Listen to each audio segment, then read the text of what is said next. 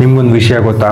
1990ರಲ್ಲಿ gaming ಇಂಡಸ್ಟ್ರಿಗೆ ಸಂಬಂಧ ಇಲ್ಲದೆ ಇರುವಂತಹ ಇಬ್ರು ಬ್ರದರ್ಸ್ ಸ್ಟಾರ್ಟ್ ಮಾಡಿರುವಂತಹ ಒಂದು ಕಂಪನಿ ಇವತ್ತು ಇಡೀ ವರ್ಲ್ಡ್ಗೆ ನಂಬರ್ 1 ಅಂತ ಹೇಳಿದ್ರೆ ನಿಮ್ಮಿಂದ ನಂಬೋದಕ್ಕೆ ಸಾಧ್ಯನಾ?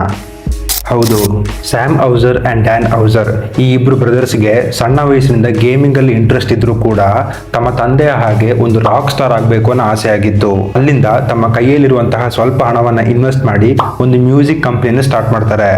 ಆದ್ರೆ ಅಷ್ಟು ಸಕ್ಸಸ್ಫುಲ್ ಆಗಿ ರನ್ ಆಗೋದಿಲ್ಲ.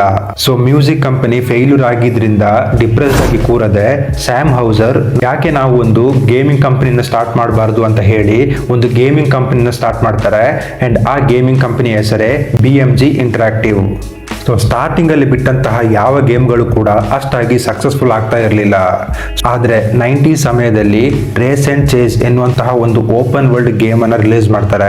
ಆದ್ರೆ ಪ್ಲೇಯರ್ಸ್ಗೆ ಈ ಗೇಮ್ ಒಳಗೆ ಏನ್ ಬೇಕಾದ್ರೂ ಮಾಡಬಹುದು, ಎಲ್ಲಿ ಬೇಕಾದ್ರೂ ಹೋಗ್ಬೋದು ಎನ್ನುವಂತಹ ಒಂದು ಲಿಮಿಟ್ ಇಲ್ಲದೆ ಇರುವಂತಹ ರೂಲ್ ಎಲ್ಲರಿಗೂ ಕೂಡ ತುಂಬಾ ಇಷ್ಟ ಆಯ್ತು. ಇಡೀ ಗೇಮಿಂಗ್ ಇಂಡಸ್ಟ್ರಿಯಲ್ಲಿ ಒಂದು ಸೆನ್ಸೇಷನ್ ಮಾಡಿದಂತಹ ಗೇಮ್ ಆಗಿತ್ತು ಈ ರೇಸ್ ಅಂಡ್ ಚೇಸ್. ನಂತರ 1997ರಲ್ಲಿ ಈ ರೇಸ್ ಅಂಡ್ ಚೇಸ್ ಎನ್ನುವಂತಹ ಗೇಮ್ ಹೆಸರನ್ನ ಚೇಂಜ್ ಮಾಡಿ ಗ್ರ್ಯಾಂಡ್ ಥೆಫ್ಟ್ ಆಟೋ ಎನ್ನುವಂತಹ ಹೊಸ ಹೆಸರನ್ನ ಇಟ್ಟು ತುಂಬಾ ಅಪ್ಡೇಷನ್ ಆಗಿರುವಂತಹ ಒಂದು ಗೇಮ್ ಅನ್ನ ರಿಲೀಸ್ ಮಾಡ್ತಾರೆ. ಅಲ್ಲಿಂದ ಆಗಿದೆಲ್ಲಾನು ಕೂಡ ರೆಸ್ಟ್ ಇಸ್ ಹಿಸ್ಟ್ರಿ.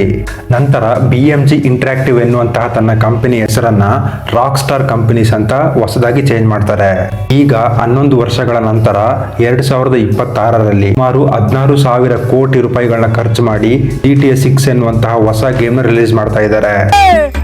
ನಾವೆಲ್ಲ ಅವಾಗ್ಲೇ ಹಂಗೆ ಇವಾಗ ಕೇಳ್ಬೇಕಾ?